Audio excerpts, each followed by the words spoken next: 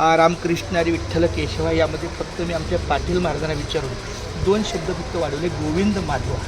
आणि त्या पद्धतीचं सकाळी उठल्यावर 1 तास, संध्याकाळी झोपताना 1 तास, रेल्वेचा प्रवास करताना 1 तास आणि परतीचा प्रवास म्हणजे जाताना कामाला जाताना 1 तास, येताना 1 तास, असे 4 तास मी फक्त रामकृष्ण हरी विठ्ठल केशवा गोविंद माधवा लिहितो.